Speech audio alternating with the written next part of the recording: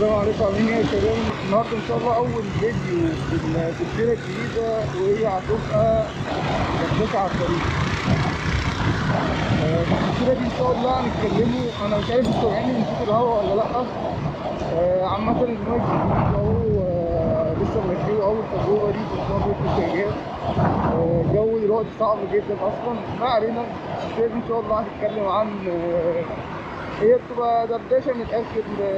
يعني ايه، النهارده ان شاء الله هنتكلموا عن الجو حاليا في هوا صعب النهارده الجمعه، الساعه 7 الصبح. لا، الدنيا بتشتي من الليل، مش عندي، بس انا بقالي حوالي اكتر من شهر ما بداتش الفيسبوك بسبب.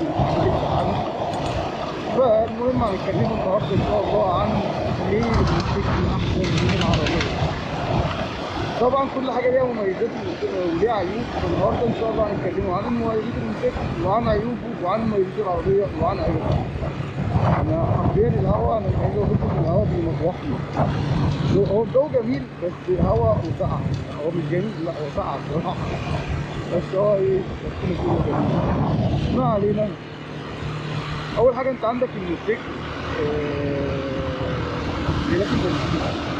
علاج البنزين يعتبر حرفيا ربع حاجات العربيه، اقل من ربع حاجات العربيه. العربيه ممكن تبقى على 4 سلندر مثلا 1000 ونص مثلا، انت لا، انت عندك 200 على سلندر واحد. فاستخدام البنزين هنا واستخدام البنزين هنا فرق شاسع بمعنى الكلمه. تاني حاجه سرعه التنقل. عندك يعني اول حاجه دي اللي كتبها العربيه، كتبها الموتوسيكل.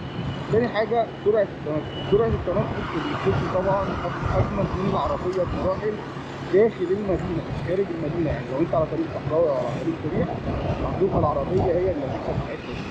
تالت حاجه وهي سعر الآلة هنا في الموتوسيكل، هو حرفيا ما بيقارنش سعر العربيه مقابل الامكانيات اللي هو بيديها. فاذا اللي هيكسب هنا في السعر برضه الموتوسيكل، بس برضه انت عندك حته ثانيه، الامان. طبعا الامان في الموتوسيكل انت ايه، فوزتك والباقي على ربنا. والسيفتي طبعا لو تقدر تلبس طبعا كهان وركب وجوانتي ايا كان بقى، كل حاجه عامه.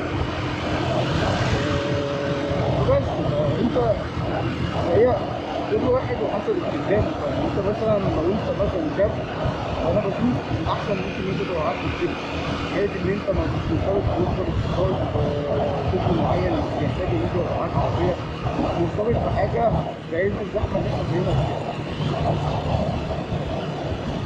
فهي بتبقى نسبيه من شخص للتاني، يعني كل شخص الذوق النسبيه دي على حسب امكانيات بيته وعلى حسب امكانيات حياته ماشيه ازاي، على حسب حاجات كتير نسبيه بتتحسب. انا عايز اقف شويه علشان احنا طالعين مع واحد صاحبنا هنستنوه هنا.